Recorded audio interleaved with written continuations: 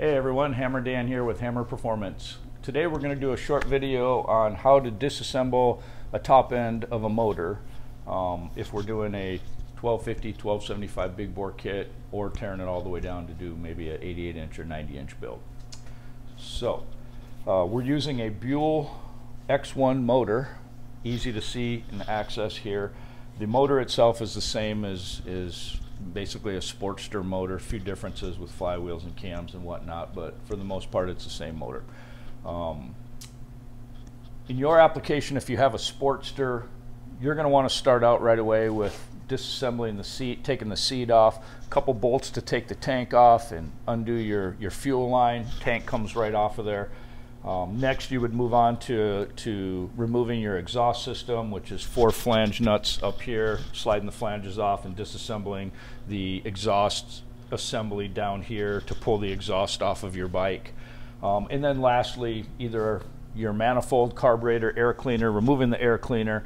If you have a fuel injected bike, you'll have the throttle body. You got 2 flanges, one for each head, two Allen bolts normally, depending on if it's a fuel injected bike or not. So you're removing the 2 flange bolts on each head and sliding your throttle body, disconnecting your cables and whatnot, and voila, you're about at this point then in the Sportster build to disassemble the top end.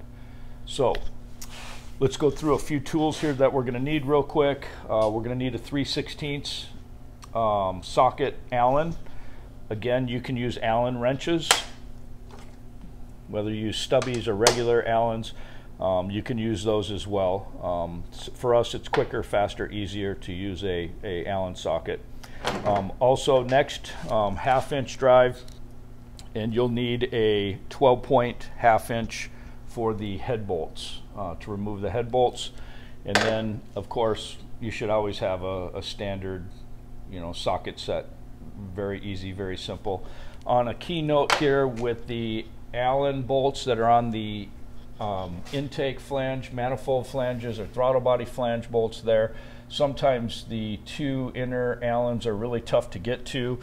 I suggest a T-handle like Bondis ball end mill, 1/4 inch, or I got this at Harbor Freight. If you have a Harbor Freight close by, nice long socket Allen ball end mill from Harbor Freight. 1/4 inch to get in there with an extension or whatnot to access those Allen bolts in there. Sometimes on the fuel injecteds, the back ones are a 7/16 or 1/2 inch bolt. So easy to access, quick way, cheap way to get those off in there. Sometimes it's a bugger to get in there and remove those. So the first thing we're going to want to do when we get the motor broke down to this point, exhaust is off, manifold, throttle body, carburetor, air cleaner, all those things removed off of the bike. And we're looking at it in the frame at this point. We're going to want to go ahead and take our rocker covers off. So 3/16, we'll go ahead and just loosen all of these.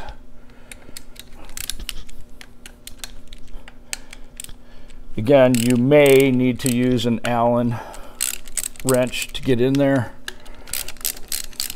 For us, quicker and easier to go ahead and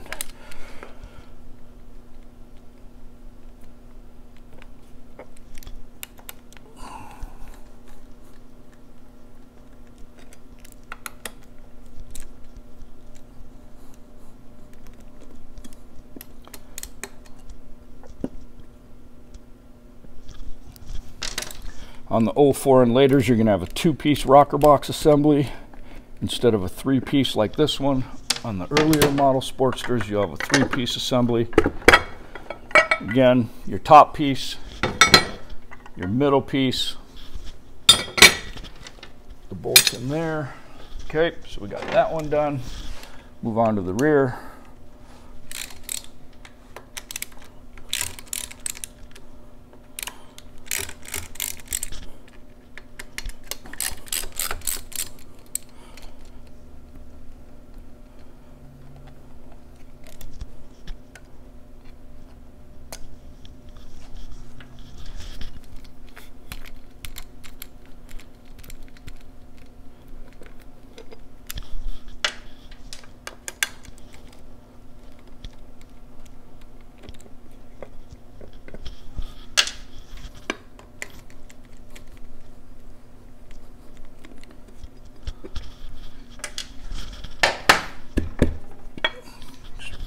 bumper with your palm there.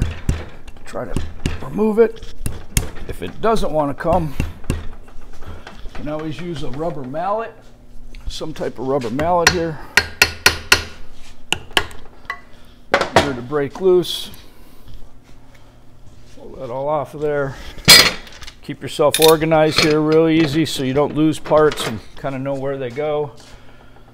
Very straightforward.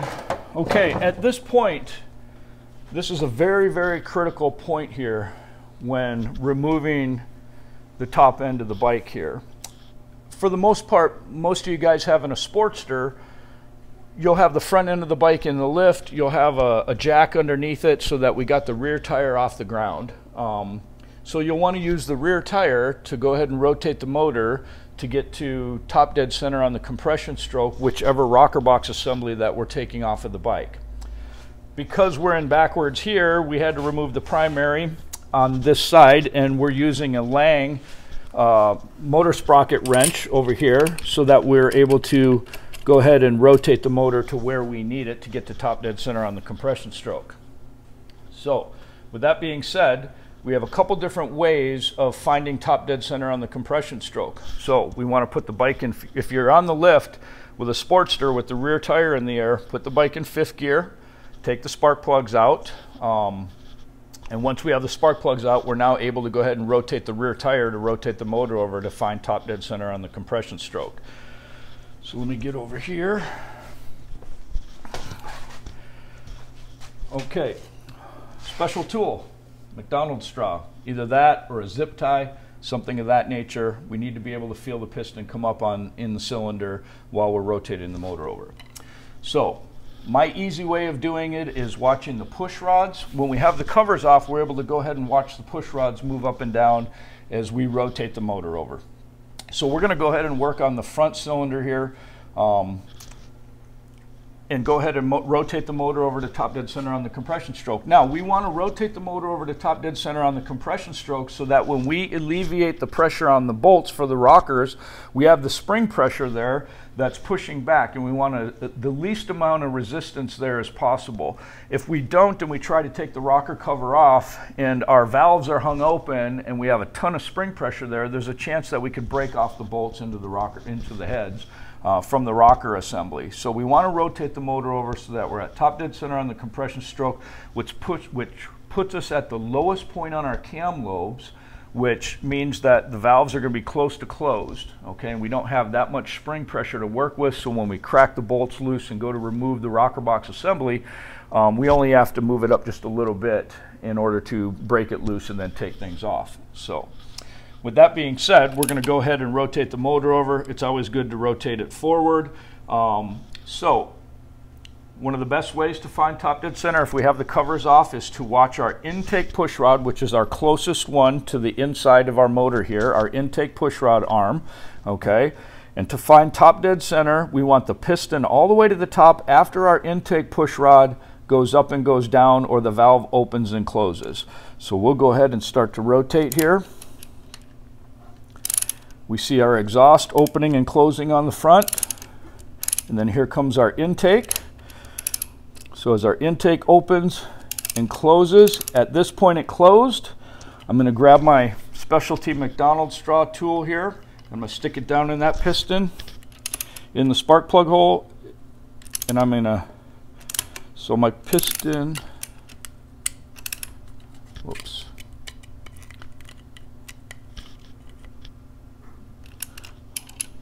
We're going to keep going here so that you can see what we got going on.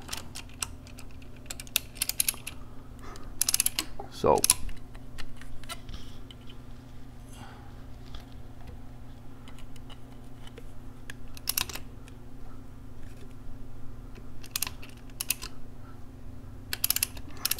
intake valve opened and closed.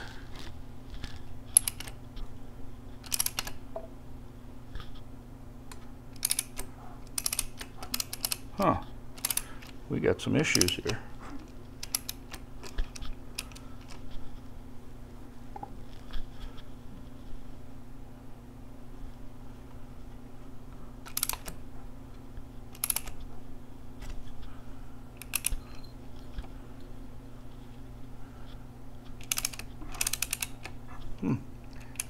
guess this is why we're doing some motor work here. It looks like we have a valve that's sticking open. Let me see.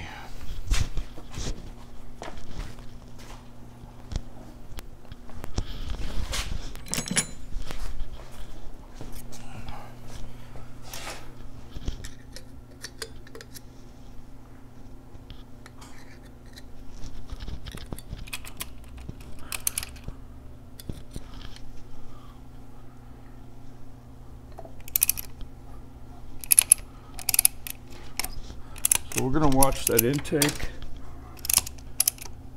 go up, go down. And it looks like we have a stuck valve open in there, so I am going to watch the piston come all the way up.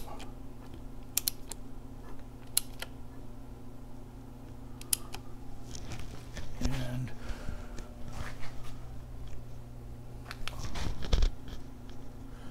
yeah, we got an intake valve that's stuck open. Crazy is that? I guess that's why we're rebuilding it. Okay.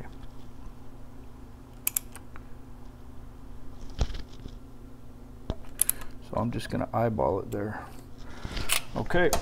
So I saw the piston come up. Normally we're able to get a straw in there, but since we have an intake valve that's stuck open and not closing in there, we're going to go with that.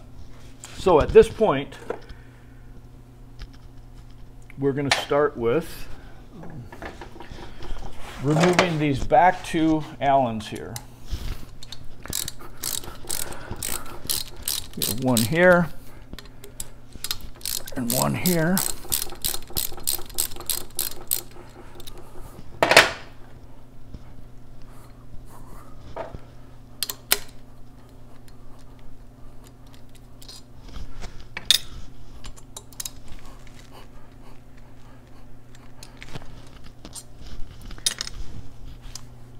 So we got two Allens in the back,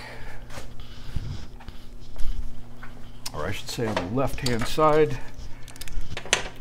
I'm going to swap over to a 7/16, and we got three small 7/16 down here at the base.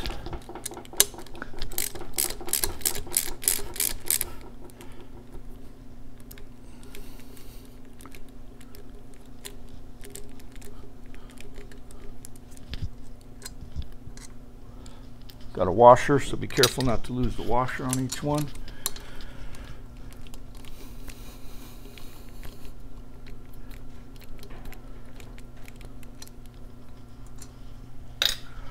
This one over here.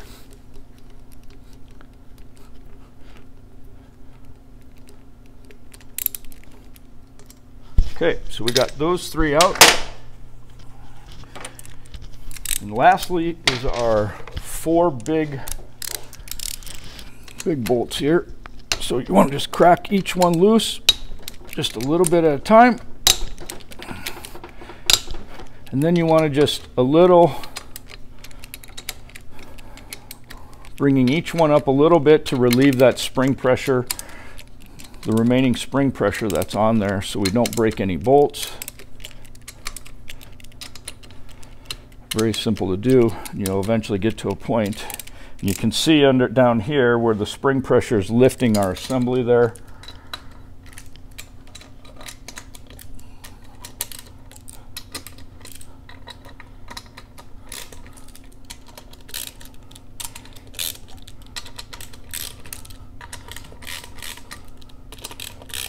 So we're all the way up there, we're all the way up there, we're all the way up there, and there. Okay, so as you can see, we raised a little bit there, and that's what we want to make sure we don't have excessive spring pressure there. Take that bolt out.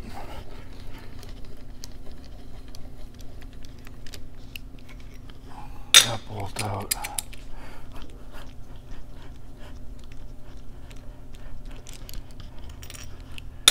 That bolt.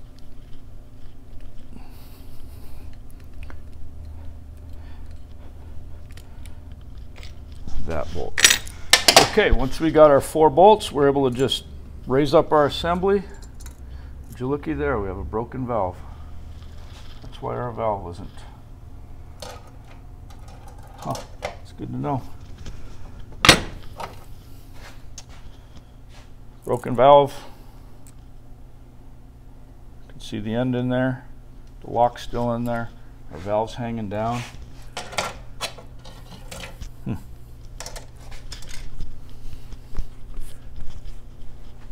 On this build, we're doing our 120 plus horsepower package, 1275. So we can pull the gasket off of there. Okay, now, at this point, if we were just swapping cams out, we wouldn't have to go any farther from this point. We could leave the heads and cylinders on here. We would just want to go ahead and remove the rocker box assembly. And for the most part, you wouldn't necessarily even have to remove it, but if we're swapping cams, you should replace the gaskets in there anyways in the top end of the rocker box. Always a good idea. A lot of these rubber seals up on top harden over a period of time with heat from the motor heat buildup, so that's a good idea to go ahead and swap out gaskets in the top end if you're just doing a cam swap. But at this point, you could take the rocker box assembly off, slide the push rods out. Okay, push rods are very easy. Make sure you mark colors if we're putting it back together. If you're doing a conversion with us, we'll have shorter ones that are already marked, so you'll know. Always the short one always goes in the intake and the longer one in the exhaust. That's very, very important.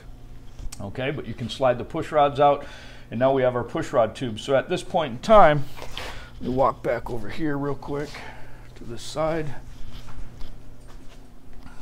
Okay, so over here, at this point, we got our push rods out of our top here. Now we'll want to go ahead and do the same thing. We'll rotate the motor over to do this one, but at that point when we take our top assemblies off, we're able to then go ahead and take our points cover off here and then remove our cam cover bolts and slide our cam cover off and pull our cams out. We'll do another video here shortly on that one on removing the cams out of there. So next we're going to go ahead and rotate this motor so that we can do top dead center on the compression stroke on the rear cylinder. So to do that, again, you know, you'll have the motorcycle on the lift, front tire in, so you're able to, in fifth gear with no spark plugs, go ahead and rotate it over. We got our specialty tool. Hopefully we can use it this time.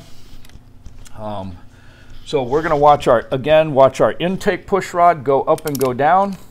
Another way of checking for top dead center on the compression stroke as well is if you put your finger over the spark plug hole and you continue to rotate the motor with the rear tire. When you feel your finger blow off the spark plug hole, that means the piston's coming up on the compression stroke. So at that point, when it blows your finger off, you can put the straw in there and continue to rotate the tire until you feel that piston come all the way up to the top. For us, we're going to go ahead and watch the front rocker arm here, which is our intake side, and we're going to watch that piston, or we're going to watch that rocker arm go up and go down. It dropped on me, so I'm going to keep rotating it to show. So here's our exhaust.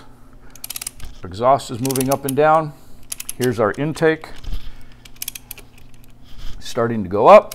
So we know our valve is opening. Our valve just closed. So at that point, we're going to put the straw in. There's our piston down there. Here it comes, the straw.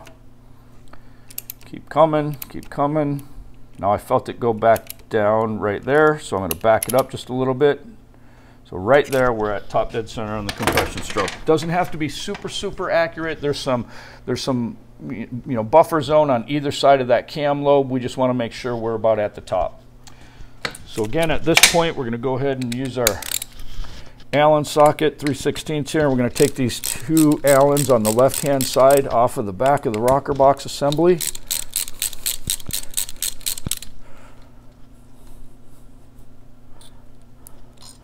To the rear.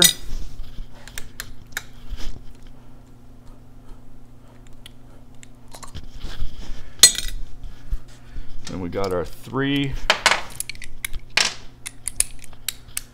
7/16 down in here. 1, 2, 3.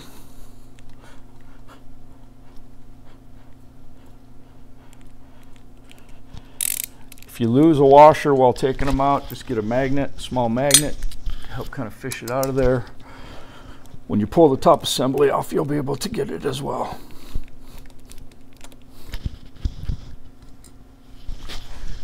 2.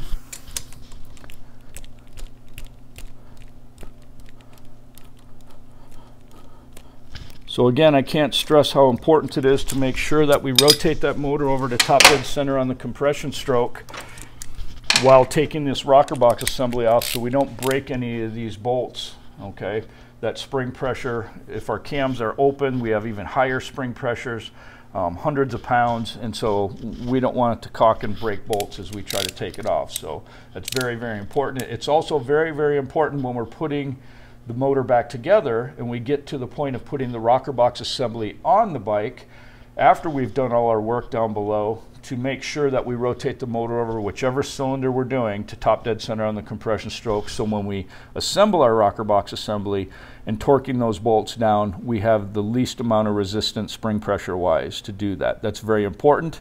Another key note is after you do that, you must let the bike sit for about 30 minutes or so. I usually don't put the exhaust or intake on, because that way I can take a flashlight and look in the ports to make sure the valves have closed before I rotate the motor over to do the other cylinder. So that's very, very important. We'll crack these. And again, we're going to go ahead and just nice and easy on the rotate here to relieve spring pressure. You can see it kind of pop up there as we go.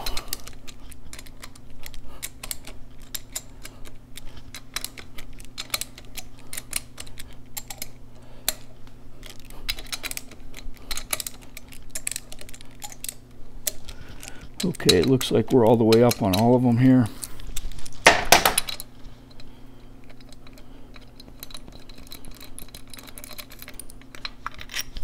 There's one.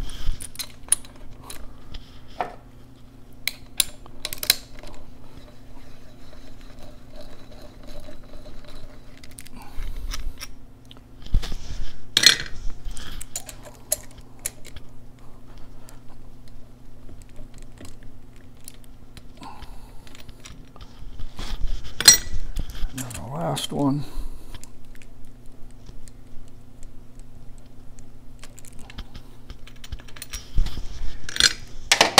Okay, so there we have it. Just slide her right off of there.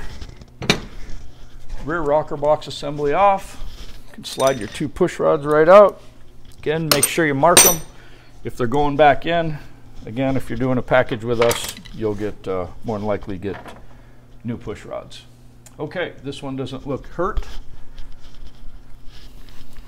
So there we have it. We're down to our heads. So your rocker box assembly is off. We'll eventually be doing a video of assembling everything, so we'll get an idea there of how to go through it, and we'll hit on key points again on how to assemble. So the next step from this is taking our heads off. Pretty straightforward, pretty simple. We got 4 head bolts, 2 here on the left, 2 in the middle, same with the front, 2 on the left, 2 in the middle. 12 point. I use a 1/2 inch socket with a 12 point 1/2 inch. And again, you're going to want to crack these a little at a time to relieve pressure.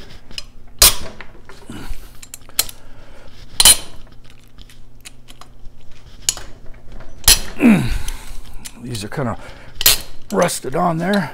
And then a little, and you'll feel them kind of give way and give loose. Okay, we're completely broken loose. So at this point,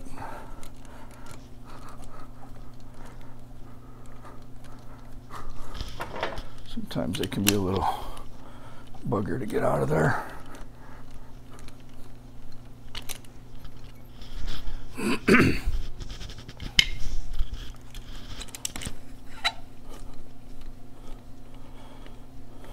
Now, if your head bolts are pretty corroded like these are, we highly recommend replacing them.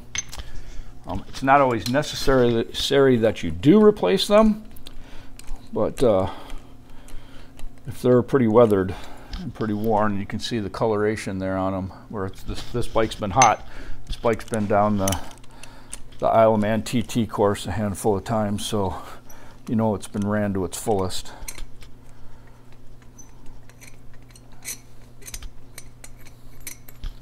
Okay, there's our 4 head bolts. Now at this point, you can go ahead and just tap with your palm somewhere. Try not to hit on any of the big fins or anything like that, just to kind of break it loose. Come around to this side and do the same thing over here. Okay, and there we have it. Head pops right off. Pretty straightforward. Pretty easy to pop off of there. And then on the earliers or even the laters, you can go ahead and pull your pushrod tubes out. They just pop right out of there. You got your seals. You're going to be replacing those anyways. Okay, you can see how carboned up she is. Okay, so the next step is we'll go ahead and we'll take off the head bolts on the front. Just cracking them here.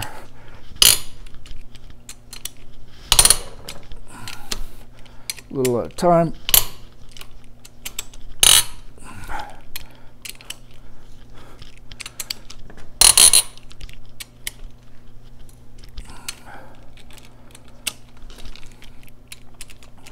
And then they'll just break, you'll feel them break loose there. Okay.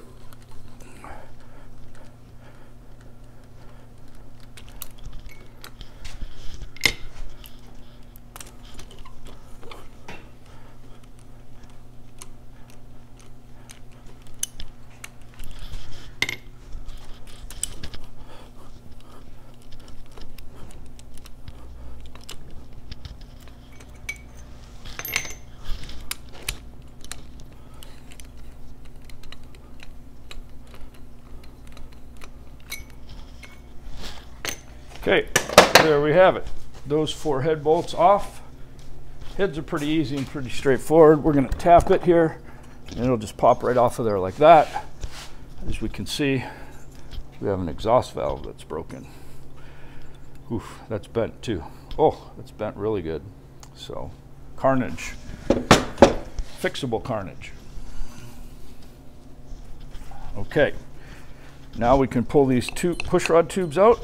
They just pop right out of there. Set those aside. Again, keep yourself organized. You can see all the carbon buildup that we have here. For the cylinders, pretty easy to do. We're going to tap just to break them loose, like that. We're going to go ahead and just walk it up. Now at this point, when we get to here, it's a good idea to go ahead and stuff some clean rags down underneath our piston and cylinder here, so that if we do get any light debris or anything of that nature like this, we're going to keep it out of the bottom end.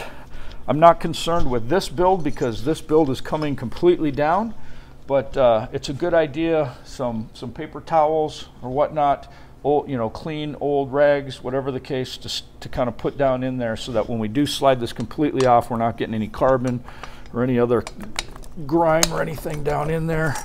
Any sand. As you can see, we got a lot of sand and everything else. So there we have it. Cylinder off, piston left. Okay. And again, I'm not worried about this one because the whole motor is coming apart. So here, tap, bump, pull up. You can put rags under there just to make sure. Keep sliding up. Be nice and easy with your cylinder studs there. We don't want to scar them or damage them. Pretty straightforward. Voila. So there we have it. Okay. Very easy to do so far, not rocket science. So the next thing we're going to do is we're going to go ahead and we're going to pull the wrist pins out of here. You're going to need a small screwdriver to get in here. If you come over to this side, we'll work on this side here.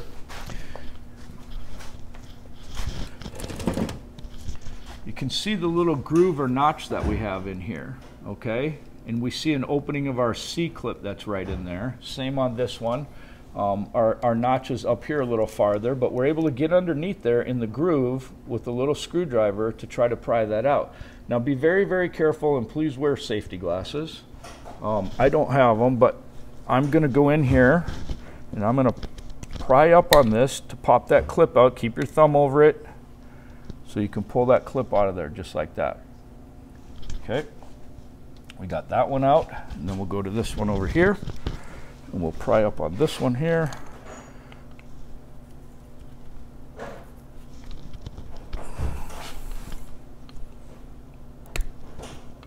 And we'll work on getting just like that. There's the other clip. Okay. Now, a lot of times these pins are difficult to get out of there. They create a little ridge at the end where the C-clips are. So they become very difficult to pop out of there. So either A, you need to buy a special tool, which can kind of be expensive, or B, you can make one. And we'll talk about making one here real quick. The best way to make one is to get a piece of PVC pipe. I want to say we want that inside diameter to be, you know, roughly 1 inch, maybe 3/4, somewhere in there. We'll show you the tool here real quick. So this is our ring or pin, piston pin pulling tool there. Kind of a custom tool here.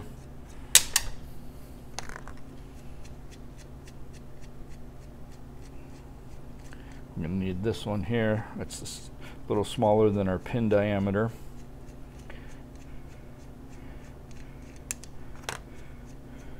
Pull this off of here. Okay, so we're going to pull the pin into this. So we can make a tool, probably costs us no more than 10 bucks for all the parts to make a tool. What you're going to need is a piece of PVC pipe about this long. Okay, 3-4 inches, 3.5 inches, somewhere in there. Okay, and then we're going to need a bolt that with a washer, so we can put a washer on the end of the PVC pipe and a bolt that goes all the way through it. And the bolt is going to be quite long. It's going to need to go at least the length of your PVC, so keep in mind 3 inches or so. Our wrist pin that we're pulling out is no more than probably 2.5 inches long.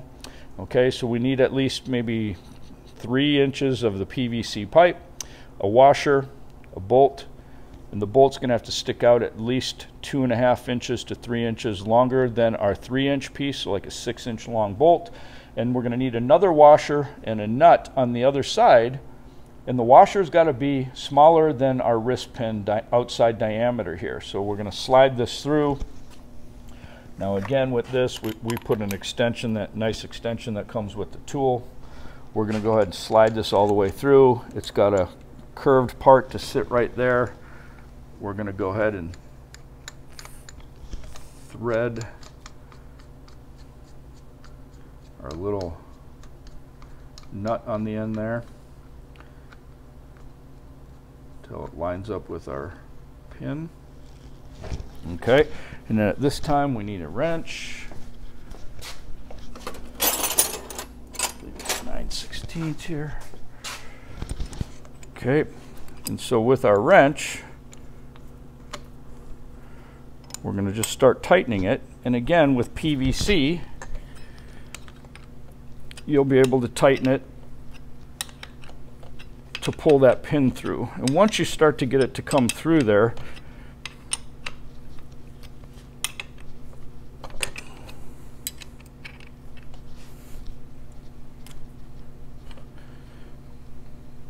we just keep pulling that pin all the way through.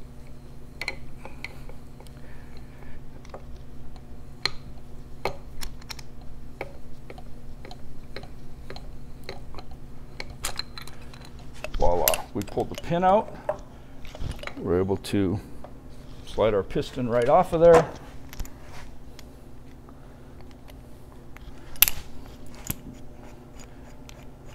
I need to reload. Screw this all the way back in.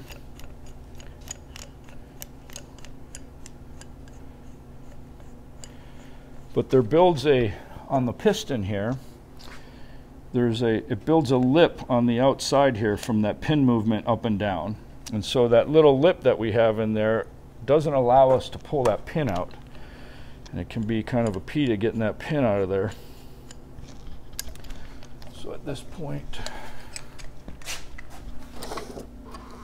A little pair of pliers to loosen this.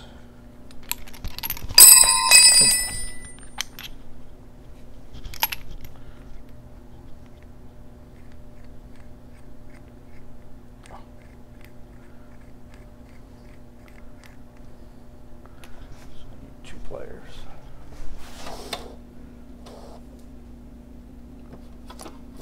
Work here. This.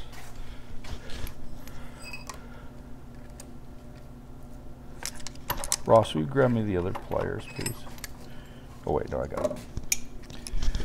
Okay, so we're loosening our tool here. Again, you can make this tool for the most part, since you only need it one time type deal. There's our pin.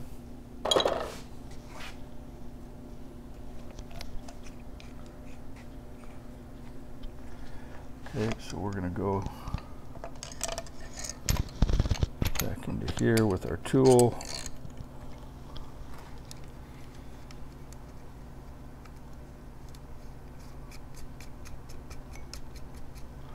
Just going to go there.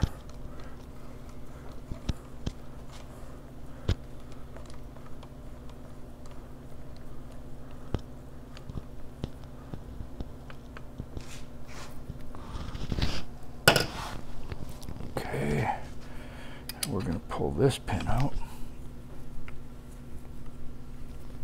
You'll feel it give way, start to come through there.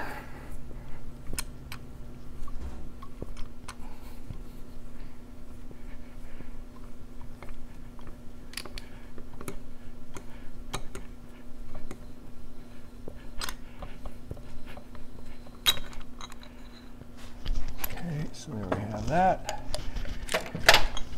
Again, I can hold our rod there while other piston off.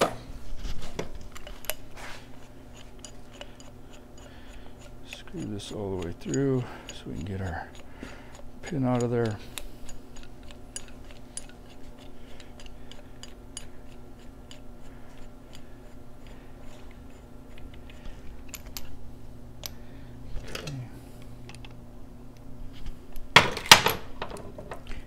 Nut off of there.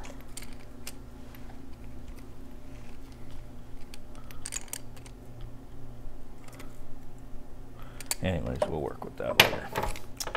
Okay. So there we have it. We got our pistons off. We have our cylinders and heads and rocker box assembly off. At this point, good cleanup, really well. This one's going to need it. Again, we're just disassembling this all the way down, splitting the cases and everything, putting a XBRR crank in it, XR crank in it. So the other thing we can do at this point, if we wanted, is we can go ahead and remove, if I can find the Allen here. At this point, we can go ahead and remove the rocker box, or the pushrod tube bases here. And this is a quarter inch Allen.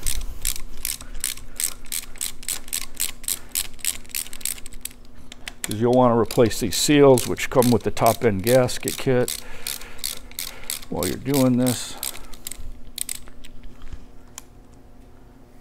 See, that one pops right off of there. That one pops right off of there. We do highly recommend that you know, these aren't the best seals in the world, these teardrop shaped ones, single base. They do have a tendency to leak over a period of time, so we highly recommend, you know, we've developed our own single base pushrod tube base kit. It's really nice. It seals much better. You use one whole base to seal both sides, and not having these dreaded leaks on these single bases that are held on with just one Allen to hold the whole base on there. So ours are a lot sturdier and stronger. Definitely a good upgrade in the bike. So Okay, there you have it. I think the bike is basically tore down to the point where we can go ahead and do a 1250, 1275 big bore kit. Again, a good cleanup. Keep yourself organized. Very, very important. And we'll be shooting videos on how to assemble a big bore kit and put cams in and all that good stuff. So, other than that, if you have questions or comments, shoot them down below. We appreciate it. Let us know how we're doing. Other than that, like us on Facebook, follow us on Instagram, and subscribe to our YouTube channel. Peace out.